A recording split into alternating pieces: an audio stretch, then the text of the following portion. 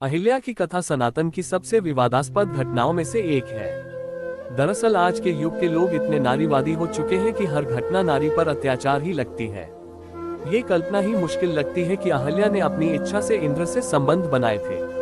अगर वाल्मीकि रामायण पढ़े तो पाएंगे कि अहिल्या को पता चल गया था कि उनके पति गौतम के वेश में देवराज इंद्र थे।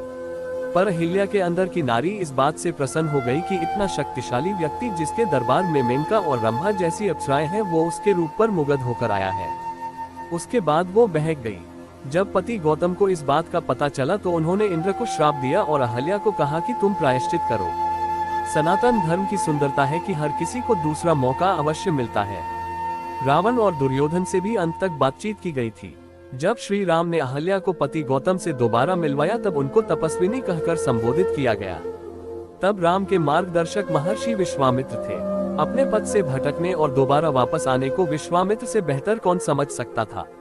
वो खुद जब क्षत्रिय से राजर्षि बनने के लिए तपस्या कर रहे थे तब मेनका के द्वारा उनको भी बहकाया गया था। कुल 3 बार उनकी तपस्या भंग हुई थी, पर उन्होंने त्रुटि सुधार किया और पुनः तपस्या करके ऋषि बने थे। पिछले दिनों आई बहुचर्चित फिल्म कांतारा में भी नायक सारे बुरे कार्य करता है, पर जब उसकी आत्मा का साक्षात्कार दैव से हो जाता है तो उसके बाद वो जमींदार को ये कहकर शराब पीने से मना कर देता है कि मैं अंदर से शुद्ध हो चुका हूँ। जैसे अहिल्या और विश्वामित्र के दिन बहुरे वैसे सबके बहुरे। जय श्री राम, जय सनातन। अहिल्या महर्षि गौतम की पत्नी थी।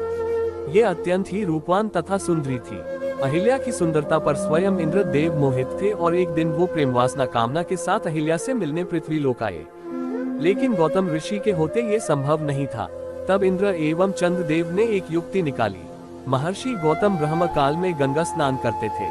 इसी बात का लाभ उठाते हुए इंद्र और चंद्र ने अपनी मायावी विद्या का प्रयोग किया और चंद्र ने अर्धरात्रि को मुर्गे की बांध दी, जिससे महर्षि गौतम भ्रमित हो गए और अर्धरात्रि को ब्रह्म काल समझ गंगा तट स्नान के लिए निकल पड़े। महर्षि के जाते ही इंद्र ने महर्षि गौतम का वेश धारण कर कुटिया में प्रवेश किया और चंद्र ने बाहर रहकर कुटिया की पहरेदारी की। चित्र स्रोत अहिल्या स्टोरी इन हिंदी। श्री राम के द्वारा गौतम पत्नी अहिल्या का उद्धार। दूसरी तरफ जब गौतम गंगा घाट पहुंचे तब उन्हें कुछ अलग आभास हुआ और उन्हें समय पर संदेह हुआ। तब गंगा मैया ने प्रकट होकर गौतम ऋषि को बताया कि यह इंद्र का रचा मायाजाल है। वो अपनी गलत नियत लिए अहिल्या के साथ कुकृत्य की लालसा से पृथ्वी लोक पर आया है। ये सुनते ही गौतम ऋषि क्रोध में भर गए और तेजी से कुटिया की तरफ लौटे।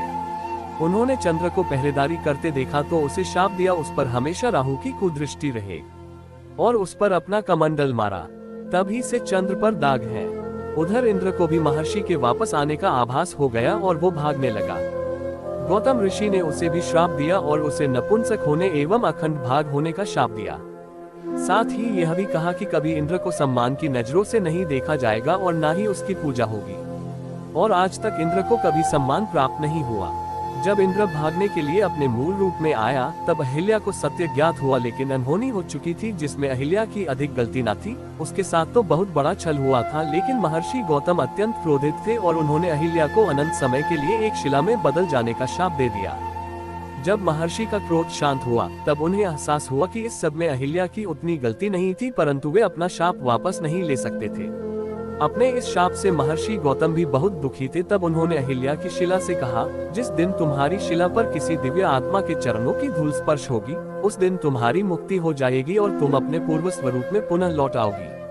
इतना कहकर दुखी गौतम ऋषि हिमालय चले गए और जनकपुरी की कुटिया में अहिल्या की शिला युगों युगों तक अपनी मुक्ति की प्रतीक्षा में कष्ट भोग रही थी। युगों बीतने के बाद जब महर्षि विश्वामित्र राक्षसी ताड़का के वध के लिए अयोध्या से प्रभु राम और लक्ष्मण को लेकर आए तब ताड़का वध के बाद वे यज्ञ के लिए आगे बढ़ रहे थे। तब प्रभु की नजर उस वीरान कुटिया पर पड़ी और वे वहां रुक गए और उन्होंने महर्षि विश्वामित्र से पूछा, हे गुरुवर, ये कुटिया किसकी है जहाँ वीरानी है, जहाँ ऐसा प्रतीत होता है कि कोई युगों से नहीं आया, कोई पशु पक्षी भी यहाँ दिखाई सुनाई नहीं पड़ता, आखिर क्या है इस जगह का रहस्य। तब महर्षि विश्वामित्र कहते हैं, राम, ये कुटिया तुम्हारे लिए ही प्रतीक्षा कर रही है।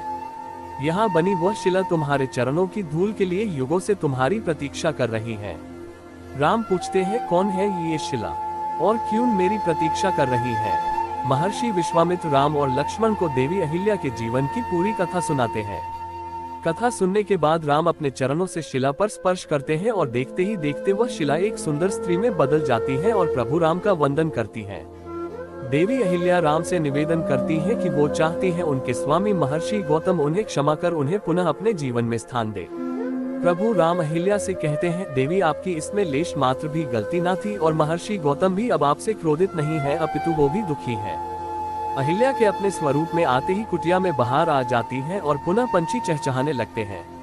इस तरह प्रभु राम देवी अहिल्या का उद्धार करते हैं और आगे बढ़ते हुए जनक कन्या सीता के स्वयंवर का हिस्सा बनते हैं।